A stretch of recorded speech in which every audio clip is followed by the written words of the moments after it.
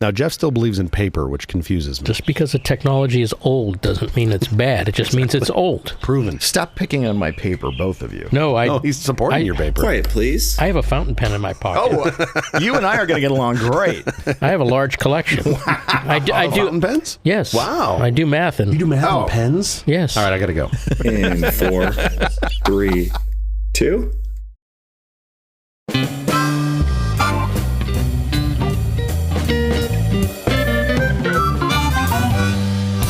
The Apple Company presents a truly terrible podcast. Welcome to Nonsense episode number 28. I'm Jeff Parker. I'm CJ Little. This is our take on the week's business, tech, and entertainment headlines. This time, we're chatting with Dr. Jon Arenberg, Chief Mission Architect for Science and Robotic Exploration for Northrop Grumman Space. Yes, the James Webb Telescope guy. And you can just call me John. I'm beyond psyched to be able to talk to John today. I want to say a huge thank you to Ron Niv and his wife, Connie Chestnut, who works with Dr. Arenberg at Northrop Grumman. Shortly after I told Ron about this podcast, he put the wheels in motion to have Dr. Arenberg on, and we are so grateful. Yes, thank you, Connie. Thank you, Connie and Ron, for making this happen. It is Embrace Your Geekiness Day, which is perfect for us. I feel like we've done that. I feel like we've achieved that by having John here today. I should have worn my binary shirt. If you are unable to embrace your geekiness today, you are dismissed. Yeah. It's also National French Fry Day. Are you a French fry fan? Oh, absolutely. What's your favorite French fries in town? Other than the ones I make. You make French fries? Oh, yeah. Of course you do. I love to cook. Be honest, I like McDonald's. Well, sure. Everybody does. Everybody The problem with McDonald's fries is the half-life. They're really good when they're hot. Absolutely. They're okay when they're warm. When they're cold, they're just terrible. No. It's a highly designed product and it's perfect. But there's lots of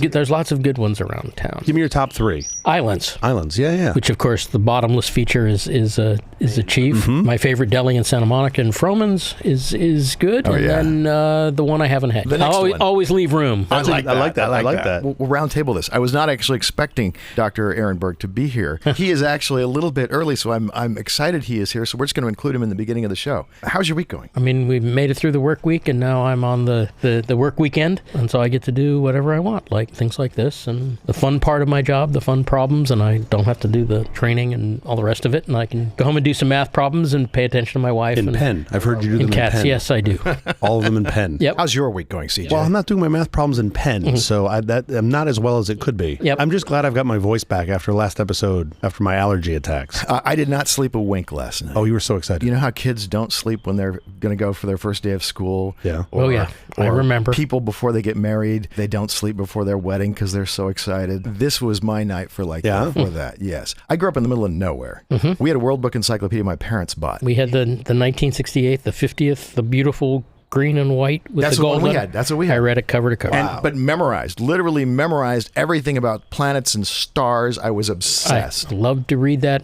I wouldn't read any other books that my parents brought. Scared the death out of me. Wait, so how do you guys feel about Pluto? Because that's been a hard fall. Now a Plutoid. Pluto's very emotional. Right? My family, my late father worked for the Discoverer when he was a soldier at White Sands, and so he was emotionally attached to that discovery as a planet. The scientist in me understands that things need to be properly classified, and the original classification was not correct. We did not understand the solar system. We still don't. Sure. We're getting better. But we're getting better, and in fact, James Webb is going to help quite a bit. Yeah. I think it's a natural evolution, but I also think it's very telling of people in their times that they hold on to these kinds of emotional attachments. You and I had the same encyclopedia. When Carl Sagan's book Cosmos came out, I went to our local bookstore and got the clerk to cut the box open and took the first one out of the box. Was that a big deal for you too? Let's see, that came out later when I was in school and busy studying physics. So I bought it when I had less for you. Because I was otherwise occupied. Okay. Also, I grew up in Northern California. Many of the dads of the kids at my school were employed at Aerojet. Mm-hmm. And so, you know what Pinewood Derby is? Oh, absolutely. The cars that race down the track. All the dads were literally rocket scientists. Yes. And I came in, my dad was not a rocket scientist. I had my blocky, horrible Pinewood Derby thing that I made. Theirs went down the track 5 times before mine got out the gate. Yeah. It was amazing. But the cool thing was they all took me aside and said, try this next time. Do this next time. Yeah, it was amazing. We had similar in Santa Monica at the time. There was lots of scientists and very techie dads and quite a few moms, in fact. In my Cub Scout pack, the parents made a deal that the kids were going to do That's a good deal because literally the kids, except me, because I had actually made my car. The kids weren't even in the room. Sure. This was dads racing against dads, and it was fun. That's a whole different. Yeah, no. That's a whole different thing. That would be fun now. Arenberg or Arenberg? Arenberg. Well, you see ARE and people think R. It's Arenberg. That's how we pronounce it. That's the one I care about. That's the one I care about. The way my parents taught me how to say the name. So where are the Arenbergs from? Actually, my father's family's from Chicago, Milwaukee. But back before that, we hail from Europe, but actually several stops. The current Arenbergs, and it's actually spelled several different ways. Yeah. Re-immigrated from England after Eastern Europe. Way back in time, family was largely, as I understand it, innkeepers. In fact, there's still an Arenberg hotel chain in Europe. Oh, cool. And people got out of Lithuania and settled in England, and then a number resettled in the States in the 19th century. The center of gravity of the Arenberg family is in Chicago, Milwaukee area. Great area. My father was one of the adventurers, the pioneers that broke free and wasn't in a family business and went and did other things. Just thought, I'm getting out of this cold weather. He got out of the cold weather. He proudly said he was from Chicago, even though he had lived in Southern California 4 times longer than he was. Sure. But anyway, the 7-year-old inside the 60-year-old Jeff is very excited to be here today. Typically at this point, we'll look at some headlines in the tech and science news. Okay. So have you signed up for Instagram Threads yet? I know what it is. Are you a big social media guy? No. Social media came out. We were counseled not, from our security, not to do it. Quite frankly, I spent enough time behind a screen. Yeah. I did sign up for Twitter because that was part of my job promoting web from back in the day, but I use it a little bit. You're using it for work. I'm using it for work, and then I'm a little old-fashioned that my social network is phone calls and meeting people in person. Let me just say something interesting about Threads. Interesting to me. They're using ActivityPub, which is the open standard for social media. It's unclear if they're using ActivityPub. They're saying they're going to plan to use it. Yes. Yeah. So what Jeff's talking about here is Threads from Meta. I'm pretty sure they stood this thing up in like 6 weeks. I do not think they've been working on this for months. Wow. I think they looked at the dumpster fire over at Twitter and said, this is an opportunity for us to capitalize. We've got all the infrastructure. We've got all the engineers. If anybody could do it, these are the guys who could do it quickly. And what's amazing to me, I think the real headline here is you've got a brand who doesn't have the best of acceptance amongst users right now, right? They've made some missteps, and this could be the thing that saves them. This could be the thing. Maybe. Wait till you see the video I'm going to post in the show notes. Sure. Yeah, look, I mean, you're picking amongst the various evils, but I think this could be an interesting save. We'll see. I had like a day on Threads where it's like me and 10,000 other people for about a minute. Now it's 2 million, now it's 30 million. It's the fastest growing app ever. They started on Wednesday. By Sunday, they had over 100 million accounts. It's been absolutely amazing. A fun cliff. The other thing about Threads that we should just quickly mention is Elon Musk is already suing them. I know. You stole our engineers. No, you actually fired half of them. They're still good engineers, as it turns out. Trade secrets? I think there are actually any trade secrets. This doesn't seem like anything. This is as plain vanilla as it gets. It's a database and front doing end. Sterlen less than 140 is not a trade secret. Right. Elon. Yeah. Right. Yeah. Meta has come out and said that they have not used any Twitter engineers on this. Zuckerberg has never lied to us before. He's never lied. So social media is not your bailiwick. No. Good man. Telegram has become a window into the war. Yeah. Telegram is a messaging service. Yeah. It's like Signal. It's not whatever. Like Signal. That's the problem. Well, the encryption's not. No. The encryption's not. I still don't trust Telegram at all. There have been too many stories. You don't trust the encryption of Telegram. I don't trust the encryption or the people that You shouldn't trust the encryption of Telegram. Yeah, of course. Kids, don't roll your own. I mean, there have been accounts of people in a one-to-one conversation having read receipts sent for things they didn't open. That should concern you. Everybody on the ground in Russia and Ukraine use Telegram. And to some degree, you get to see what those people are thinking. Prigov, what's his name? I can never pronounce Wagner. Yeah, he was like, he went back to pick up apparently 5 guns. And he's supposed to be exiled to Belarus, and then there's video of him going back to Russia to pick up like 5 guns. I'm like, what? Why don't you send like an Uber for that? So there's clearly something else afoot. Uber gun? Uber gun, yeah. Wasn't familiar with that. You don't go back to pick up 5 guns. Anyway. So nobody picked him up. I mean, is this just all a political ruse? They really actually are getting along? I don't think they're I mean, that's along. crazy. Getting along seems like a bit of a stretch to me. He's Putin's former caterer. Yeah, I mean, it's something like that. Yeah, something like that. That's right. Yeah. That's why Putin trusts him. Well, trust because he makes the good mac and cheese. Yeah, totally. You think Putin orders a lot of mac and cheese? I'm sure he think does. It's high on the list. He's like, I can have the Actually, caviar. no. Having seen him shirtless, he probably doesn't order any mac and cheese. Yeah. Right. If you saw me shirtless, you'd realize I only order mac and cheese. A flying car prototype just got an airworthiness certificate from the FAA. This is super exciting. This is a tiny car. We talked about last week. We talked about an air taxi. The Joby air taxi. Joby air taxi. Are you familiar with this? Air taxis are big development activity, right? This is a one aircraft. or two person car that has a road range of 200 miles and a flying range of 110 miles, which is remarkable to me that it's that close. Yeah. It seems like it would take so much more energy to get in the air. The vehicle is expected to sell for around $300,000 each. Are you going to get one? Probably wait. You're probably right. for the second gen? Yeah. Yeah. John's like, I don't want to be the early adopter. I'm not going to be the early adopter on the flying car. You want to wait. You want to be like 3 gens on that. This isn't an iPhone. No. Like when it crashes, it crashes. You really don't want to be wrong. Yeah, you don't. Yeah, that's not certified as a low-speed vehicle, which means it won't be able to go faster than 25 miles an hour on a paved road. You got so much less stuff to deal with as an AI in the air than you do on the ground. For now, Yes. at least. Also, the Joby is takeoff and landing is fairly quiet, and it's quiet flying over. It's like, what's your comparison? We're quieter than an F-14. Okay. Yeah. Good job, guys. Like, yes, while true, there's still some room for improvement. The majority of my cars sound like that. My neighbors are just like, oh, he's home. You have to drive cool cars. I drive some nice cars. You're a car guy? Of course you do. You have to be a car guy. Well, I live in Southern California. Yeah, Of course, right. I'm a car guy. Yeah. But also, you're engineer-minded. You've got to. That's got to be something that lights you I up. do like a well-engineered car. Absolutely. Are you going In to tell us? particular? Give us a hint. What you like? I grew up driving Volvos. I own an Audi now. I like it. It's very comfortable to drive in. German engineering's great. Although I get to rent a lot of other great cars. sure, when and you travel. so compared to the variance in car quality when I was growing up and as a teenager, which was an adventure whether they'd turn on or not. Of course. They're far more reliable, all very The comfortable. cheapest, crappiest car money can buy these days pretty much is reliable. Absolutely. That's such a huge advance in cars. If your interest is in getting from point A to point B, they pretty much do that now. Yeah. Oh, software. I mean, Although the car my father gave me after I graduated college in the 1972 Datsun 1200 was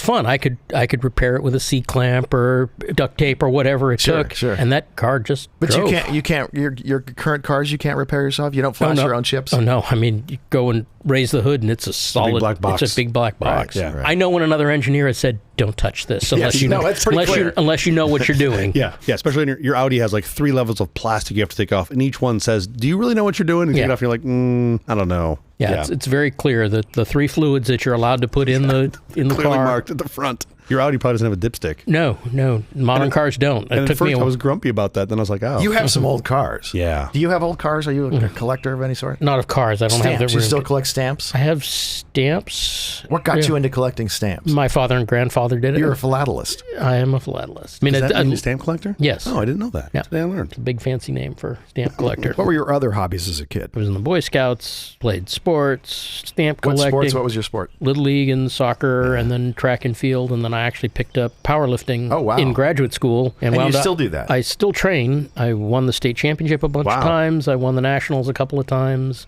Got to go to the world championships. Yeah, so Have like you hung sports. out with our ex-governor?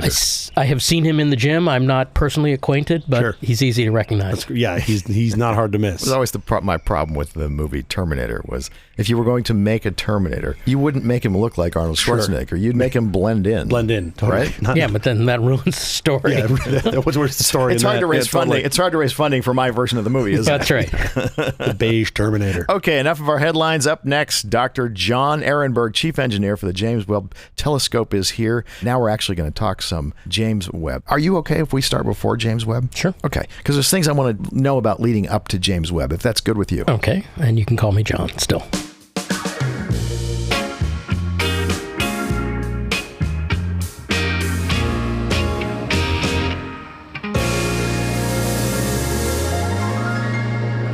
We're back with Dr. Jon Arenberg from Northrop Grumman Space. Now, you've got at least 3 titles that I've been able to find online. Which one's the right one? I'm the Chief Mission Architect for Science and Robotic Exploration. That is my current title. And now you've previously worn the hat of Chief Engineer for Space Missions. I was Chief Engineer for Space Missions prior to that. The new title is a small evolution in changing organizations. And then prior to that, I was the Chief Engineer for Northrop. I feel like you can't get much higher than Chief Mission Architect. I am responsible for developing new ideas, new missions, expanding our product line, being creative, talking to scientists, leveraging what I've learned, my creativity, my ability to build teams to develop new missions and new opportunities. So it's good for science and it's good for business. It sounds like a lot of fun, too. It is a lot of fun. It's a lot of work, and it's the kind of challenge I like. Yeah. I like doing new things. I don't mind being told what needs to be done. My personality is, please do not tell me how to do it. You know, I learned that early. My late mother taught me how to cook at an early age, and I like to cook. When I was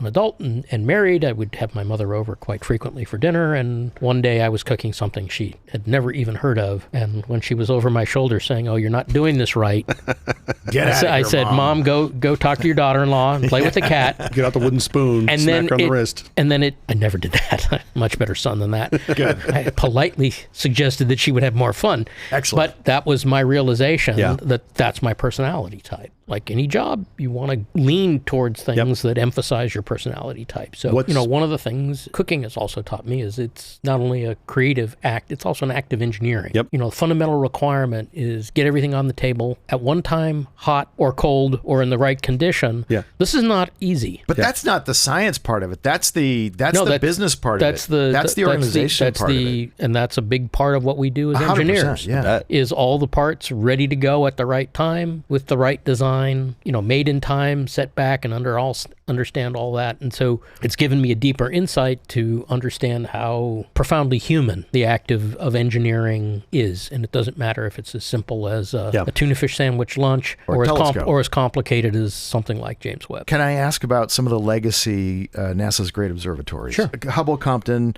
Chandra, what are they? Tell me what they are. So Hubble is a visible ultraviolet with a little bit of infrared. It's perhaps the most famous, soon to be the second most famous space telescope in history. Stop for a second, because we went out and did a little maintenance mission on it. There have been several servicing missions to change instruments. It's designed to be serviced. What is the orbit? Tell me what it's in low Earth orbit. Okay. So it's shuttle accessible. Right. Very low Earth orbit. It's actually technically still in the atmosphere, which is why it may have to be reboosted or brought down, because it won't burn up in the atmosphere. Can it boost itself? Can we refuel it? No, there's no propulsion. Okay. So someone's got to go up. And that's what the shuttle did, right? Yeah. It went and the astronauts did the maintenance, and in some cases cleaned it up, changed the oil. And then pushed it up. And what's its expected lifespan? It depends on solar activity, but I believe it's expected to last into the 30s. Wow. Without reboost. And then NASA's signed a Space Act agreement to maybe get it reboosted, and we contributed some ideas to that. And so that's certainly being looked at. It's a significant asset for science. I'm going to ask a dumb question. It's one piece mirror? It's a monolithic mirror. It's the same size as the Hooker telescope on Mount Wilson. So it's a 100-inch telescope. It's the same size. And in fact, Edwin Hubble used the Hooker telescope to do his universe-changing work in the early 20th century here on the edge of this little California village, Los Angeles. It's a pretty big telescope. It's 2.4 meters. Now, but the actual Hubble compared to James Webb it's how much heavier? Because I'm guessing parts get lighter and smaller with time. Part of Webb's legacy, its underlying genetics, was it had to be a revolutionary design because the revolutionary science demanded a much larger telescope. When you say much larger, do you mean the actual mirror? Yeah, so the collecting area of the mirror is about 7 1/3 times larger. Wow. Hubble's a 2.4 meter diameter. We like to say Webb is 6.5. So the area goes as the square of that ratio. It's about 7, a little bit larger than 7. Explain to me the limitations. It's because there's only so much loading space in the rocket that takes it up. I like to call this the tyranny of the fairing. There's only so much mass you can get off the ground, and there's only so much volume. So it depends on how you arrange the pieces. So in the case of Hubble, it's basically a cylinder fit in the space shuttle. That's roughly a 5 meter, equivalent to a 5 meter fairing, give or take an inch. Sure. And so the fixed mirror essentially sits in the bottom, if you will, of that cylinder, with its primary optical axis located parallel to the long axis of the cylinder. And that limits how much collecting area you can put in, and you can maybe tilt it and get a little bit bigger and a little bit different shape, but you can't get radically larger. To collect the light from the early universe and to resolve the foreground, to be able to sort out where the photons are coming from. So these fantastic pictures of the early universe with all the galaxies, you got to separate them. That requires size. Part of the departure from previous designs for normal incidence telescopes was to break the primary mirror up into individual smaller mirrors and make the primary mirror deployable. Which sounds like a whole nother way of thinking. It sounds like you kind of have to relearn telescopes. It was a revolution in engineering. It's not the only segmented telescope. The ground-based Keck telescopes were a harbinger. If you plot, and I've got a plot of the largest telescopes over time from the beginning, 1609, the aperture, largest aperture rises very rapidly, and then it rolls over in the 19th century and goes up kind of slowly through the 20th century because they were all monolithic mirrors. Right. With the invention of the segmented telescope in the late 20th century, that slope, that rate of increase is much, much steeper. Sure. Collecting a lot more light. A lot more light. And astronomy is absolutely technologically limited. It's limited by the size of the tools that can be built for the available resources. So having to not cast and move around a 10 or a 20 meter primary makes the mirror easier to manufacture. Yeah. And certainly with modern control systems and computer controlled systems, you can actually actively maintain a larger, more complex telescope. And now I interrupted you. We were talking about the NASA's great observatories, and we were just getting through a few of them. Let's continue with the list. Sure. So there's of course Hubble that everybody knows about. Yeah. There's Chandra, which is the X-ray mission. That was actually my first assignment, which was a complete accident. It was a very happy accident. My actual academic background is as a laser engineer. My PhD is actually, first of all, it says engineering, but my major was quantum electronics or laser engineering. Was there an EE major when you went to school? I was asked whether I want my degree to say engineering or EE because they were changing it over. So you were right at the changeover. I was at the cusp, and I said, no, I want it to say engineering. And I would love to be able to tell you honestly that it was foreshadowing that I knew what I was going to do. Sure. No, of course that's not. Completely wrong. I wanted to say that because that's what it was going to say when I started. And I like to finish things as I start them. It did turn out to be incredible foreshadowing, but you don't know. That's kind of the fun of life. Right. So I was hired, and I had this genetically perfect match for a job. So there was a problem with a specific subsystem in a specific material, and I had procured and tested and developed Hired by whom? So when I was hired by TRW to solve this specific problem, it's because I had a lot of experience in that exact material with that exact problem at Hughes working for a different customer. You were the guy. I was the guy because I was young enough and cheap enough to put on the problem. Sure. And you knew it. I knew who built the stuff, and I knew where to go get it, and at least how to start working on the problem. So I literally show up on my first day of work. The guy that hired me isn't there. There's a note that says, sorry, I'm not going to be there, but I've gone off to go work for NASA to lead a study. Oh, boy. The new department manager said, what were you hired for? And when I told him, he said, oh, that's going to be a problem. That contract hasn't been signed. Why don't you come back tomorrow? I'll have something for you to do. 1:30, 2 o'clock on my very first day at work, I'm driving home. Next day, I get introduced to a gentleman who would become my longest working colleague and says, hi, I hear you're going to help us with this X-ray telescope. I'm thinking to myself, I have no idea how this works. And as they were explaining how it worked, I thought he had not in his right mind. Sure. I went home and worked out the physics, and yes, of course, it works exactly as it was described, and it was my impression that was wrong. What was supposed to be a 3-week assignment while we waited for the other contract to be signed turned into almost 9 years. The first contract was never signed. Serious learning curve. And you have to be someone who loves learning curves. Oh, absolutely. I mean, and I was hired for a very small, specific job, and I would sit in a meeting, and if nobody else volunteered to solve a problem, I would think to myself, how hard could that be? And I'd stuck up my hand. A lot of times they weren't that hard. Sometimes they were really hard. Yeah. A lot of times the problems sounded hard, and when you decompose them, they weren't. Right. Because a lot of times people were just asking the wrong question and didn't have enough time to think about it. And other times they sounded easy, and they turned out to be wicked hard. That's how you build these big complicated things. You got to get in the weeds and figure it out. Do the math, as everybody likes to say. Is there anyone, can I just interrupt you a second? Is there anyone in the org chart above you who is in the weeds, or at that point above you, does it just become corporate? No, my job is to decide when a senior person needs to get in the weeds and when it will work out. But they will. They will. You do have people who will. Oh, I've got lots of other colleagues from other specialties, and when we have a big problem, everybody helps. A lot of brains. Even sometimes a manager might have in his or her background specific experience that's directly relevant, and so you go get them to help. Right at that point, you get everybody you need because mission success is job one. Sure. In your org, is that all indexed in your brain, or do you have like a system that you go to when you have a specific problem to find the person? It's kind of a list in my head, or knowing who to ask, and everybody has their own personal personal mental Rolodex. And sometimes, because a lot of the problems are new, they're not identical, but they're similar, and you get a feel and you say, okay, I need somebody like this and somebody like this and somebody like this. And sometimes even the best teams are just arbitrarily thrown together. And you get lucky and sometimes you don't. That's right. The people part of the business. And so you got to get the right chemistry and the right intellectual mix, or the right leadership, or the right sense of fun, or the right sense of whatever it takes to get the job done. But by and large, engineers are very optimistic, want to help. They will do the best they can. Engineers as a whole don't have a reputation for being social animals. I think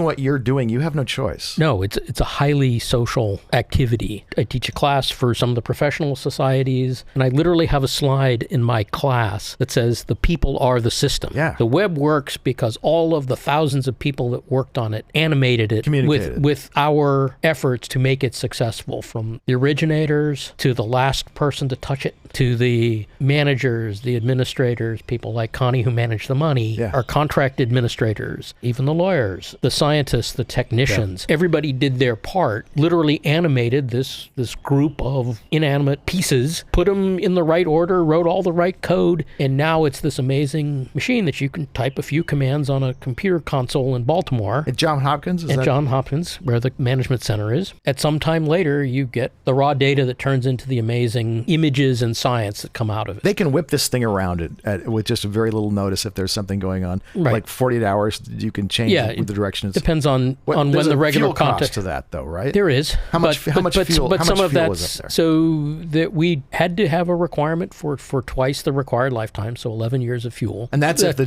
Johns Hopkins people don't do anything like joyriding. They're not whipping that thing around a lot. Actually, when we designed it, it was no restriction. So people were doing the craziest things, and we created almost 200 hypothetical observing years, figured out which one took the most fuel, did that for all 11 years. Wow, that's cool. So there's room. There was actually room in the tank, so that got filled up. And then, of course, we got a great ride out of the Ariane folks, so we didn't spend extra fuel getting to orbit. So I believe that NASA was estimating that there's about 20 years of fuel. How much is that? 46 gallons? How much fuel is in the thing? It's a few hundred kilograms of propellant. And what are we down to now? What's the tank on? Is it? I'm sure they barely touched it. If you're going to last 20 years, and we're at the end of year one, so it's roughly 5%, if it's that much. And that's something that I know the Institute and the planners look at very carefully, how to organize and schedule the observations to be the most efficient for the resources that are available. I'm certain of that. What do we learn from X-ray telescopes? X-rays allow us to see highly energetic events, so things like exploding stars and the envelopes crashing into gas. One of my favorite images was the original first light image for Chandra, the Cassiopeia A, a supernova remnant. First of all, we were able to resolve the neutron star in the center, and that's been examined in subsequent years and has been analyzed and colorized. And in that exploding supernova remnant, are all the images colorized? Because they're all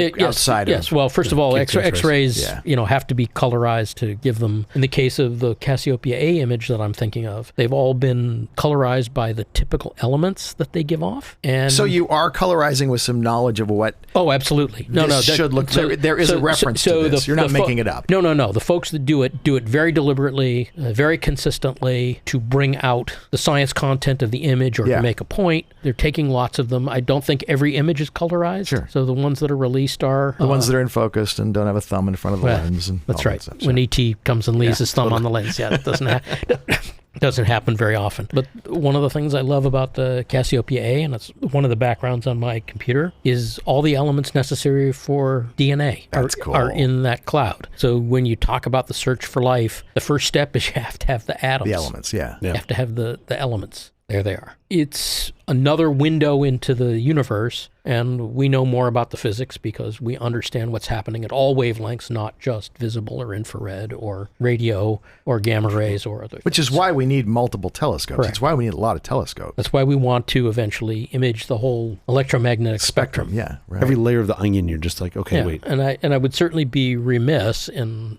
not reminding you and your listeners that in about 2 weeks or a week and a half, on the 23rd of July, that'll be the 24th anniversary of launch. Wow. And so we will start the 25th year of our 5-year mission. That's one of my favorite things. With it's made to last for 30 days as the opportunity is going around Mars, and it lasts for 4,000. Right. Well, and and again, you have to design it. I know some and of that's analyze luck. it. Well, no, it's not. Because like I said, none of that's luck. It's part of the condition, right? So you have to prove that something's going to last at least as long as whatever the requirement is. Right. Well, this means you make a lot of worst case assumptions, what we call conservative engineering, and in some senses that's far less expensive because the brains and the people are the expensive part of the mission, not the hardware. Always. They are large capital investments, so you do want to have that long-lived, that value to them, which is why things like Voyager have been working for 45 years. Yeah. And I'm going to things. disagree with you about something you just said. Okay. You just said they are large capital investments. For what we get out of them, they're cheap. They're super cheap. They're very efficient. Okay. They're very cost efficient in terms of the knowledge, the inspiration, the soft power,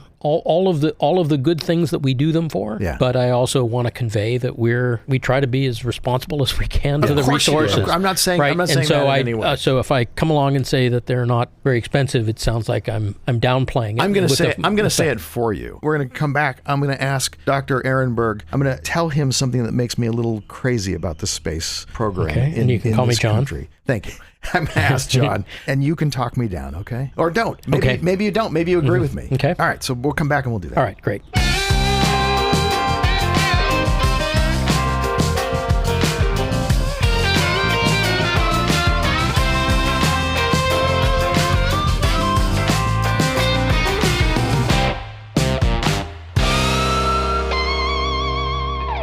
Dr. Jon Arenberg from Northrop Grumman Space is here. He's the Chief Mission Architect for Science and Robotic Exploration. That is so much cooler than any title I've ever had. And ever will have. It's a cool title. Listen, this is the thing that makes me nuts. You launched James Webb into the sky, Christmas Day 2021, right? December 25th, right? That's a nice Christmas for you, right? That's got to be a good day. It was a good day. And then you take a few days off with your family. You have a little holiday. You celebrate the new year. You go back into the office on January 2nd or 3rd, whatever you do. And why aren't you working immediately on the next telescope? Oh, but I already was. Are you working on proposals when you go back for the next? Before there's a proposal, there's you sort of you got to do the imagination part. You got to do the imagination. There's a battle of ideas for what is the best science. The decadal survey settles that. They've settled it for this decade. So now we've narrowed the field down. Tell me what the decadal survey is. Explain. So the decadal survey is the science community, literally hundreds of scientists formed into panels to evaluate what is the most important scientific questions. Where can we most effectively spend our money? Correct. If we could answer what are the most important questions facing the field. And what do you have to do to get a decadal vote? You have to be selected by the National Academy to How get many on people? this. How many people are in the organization? Probably tens to hundreds of people. There's lots of panels and committees and subcommittees, and they all tier up to a steering committee that's a couple of dozen, and they're the ones that write the final report based on inputs from all those hundreds of people. They compile it. But it truly is the community consensus about the most important. So it's truly the voice of the end user or the customer. But even then, you don't necessarily have funding for it. This is the part that actually is making me crazy. It's the fact that true. We don't have just a constant flow. Let's allocate, what do we need? A couple $1 billion? It's not a lot. For astronomy. Let's just say every year. Yes, that would be very helpful. Would that fund everything we need? No, I think... I'm just saying it's a small amount of money. Why That's right. is this? NASA's one of those few parts of the discretionary budget that gets fought over all the time. But this is the part that where you can really advance humanity. Yes, absolutely. Like you said, compared to the rest of the budget, relatively cheap. Yep. Yeah. These missions have long gestation times. I told you the story about my first day at work. Yeah. That was in May of 1989. The guy that left to run a study, that study became James Webb. Oh, wow. Okay. These are very long development cycles. They take a lot of consideration, reconsideration, analysis, reanalysis, reimagination. You have these enormous brains that we've invested an incredible amount of money and effort into. And if there's any time where you are not able to work at full speed, or the people you work with are not able to work at full speed. That's expensive. That's actually expensive. That's right. So the fact that we can't leverage all of the investment back to the economy, if you will, is a lost opportunity. And the cost of that opportunity is huge. That's right. But it's very hard to calculate. I only get so many years out of Dr. Jon Arenberg. That's right. And any time wasted is unrecoverable. That's right. And it's not just me. It's of course. But you know what I mean. But it's the hundreds of colleagues that represent this substantial body of knowledge, this corporate knowledge, if you will. I need you all working at full speed all the time. And training the next generation. Correct. So how is Webb unlike previous space telescopes? You talked about, obviously, its deployability. So it's deployable.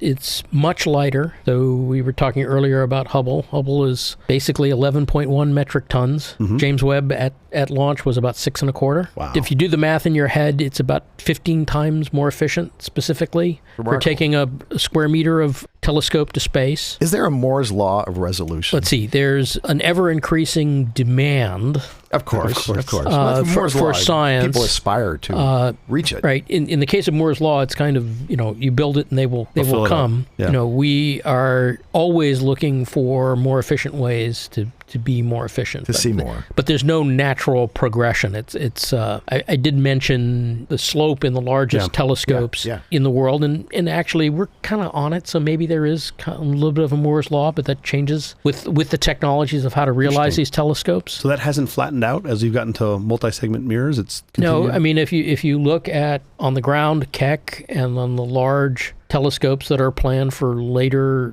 this decade and later in the century, they all lie on a pretty clear line. That has an interesting pull on space telescopes, because the first rule of getting money for a space telescope is you can't do the work on the ground. As the ground telescopes get more and more competent and capable, that pushes the space telescope. So there is actually, if you want to think of it, a demand pull for ever larger, more sensitive instruments in space. How does an earthbound infrared telescope even work? It seems like you're going to hit everything in the atmosphere. That's true. There are certain wavelengths where that rule is very easy to apply.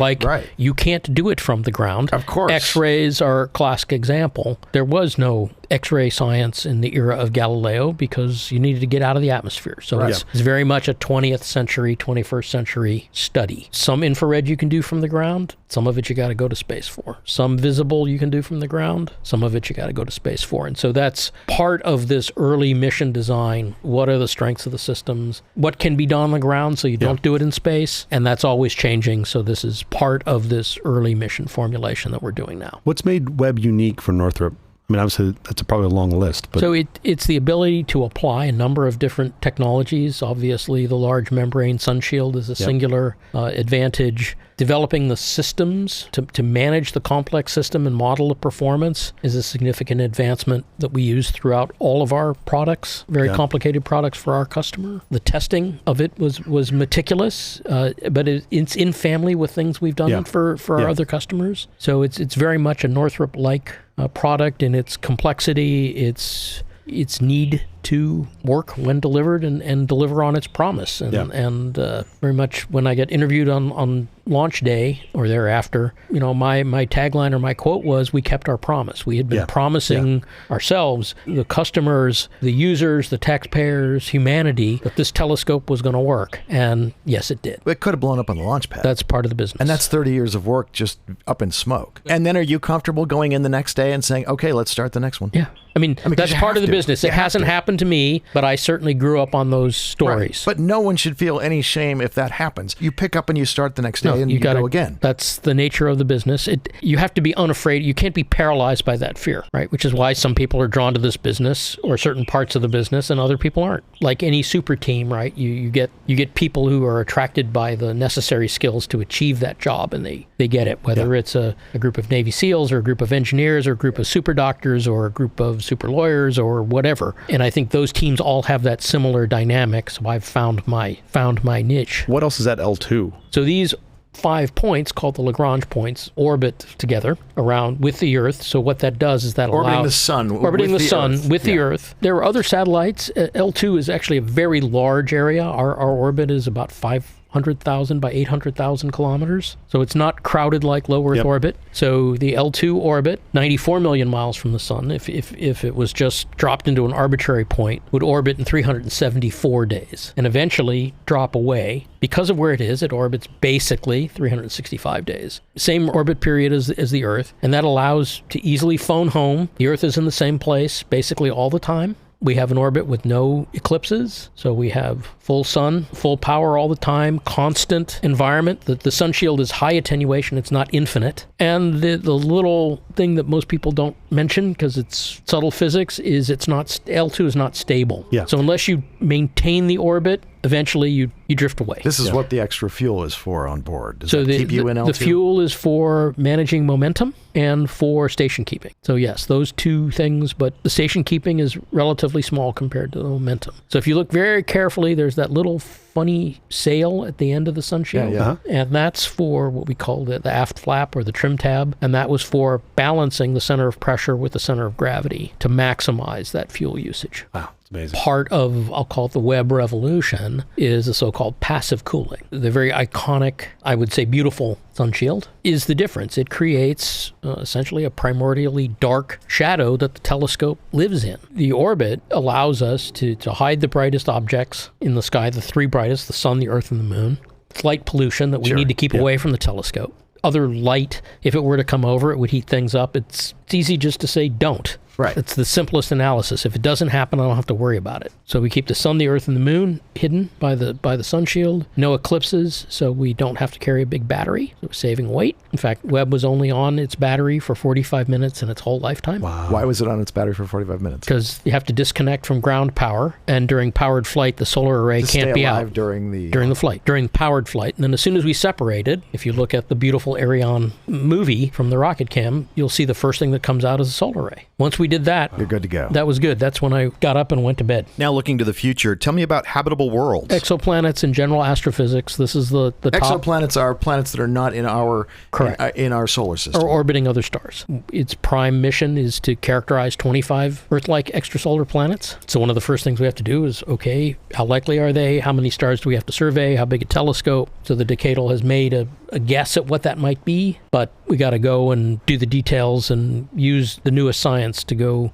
identify that and also to do general astrophysics of a groundbreaking nature. And so that's the general objective. Committees are being formed and people are doing these very early, what are called pre-phase A studies. And you're looking literally for life on planets outside our solar system. We're looking to characterize the environments. I'm going to be very careful how I say this. You're looking for water, you're looking to examine the characteristics and the environment of these planets, and I will leave it to the specialists to say whether that proves they are habitable or inhabited. Yes. Because that is a very subtle distinction and a very big claim that requires, depending on who you talk to, extraordinary proof. Yeah. Examining that kind of question and what kind of equipment do you need to answer that and how complete, that's all the kinds of things that are going to be going on for habitable worlds for the next N years. Yeah. Tell me about what's next for you. We're working on a couple of X-rays and an infrared proposal, and those proposals will go in and NASA will make a selection, and hopefully we're one of the selected teams for at least one of those missions, and we'll go off and work on that. You do, speaking at UCLA, and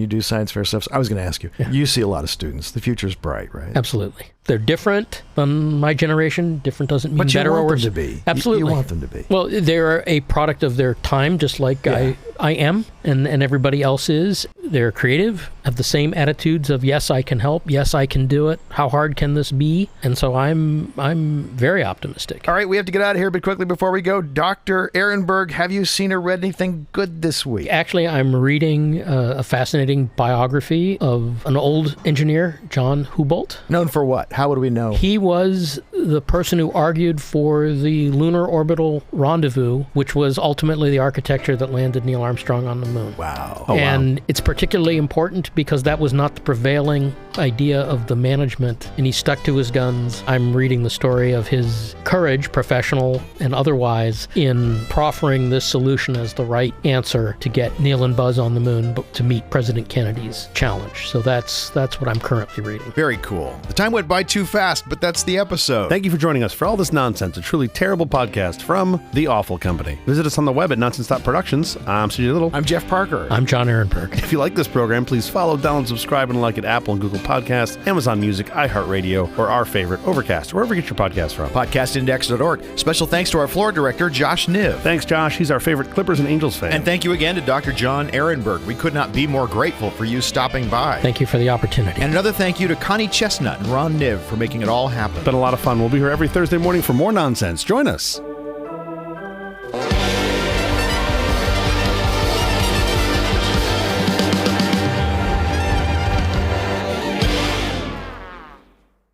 STEM has been at the root of the advancement of the American economy for 200 years. Yeah. This is not new.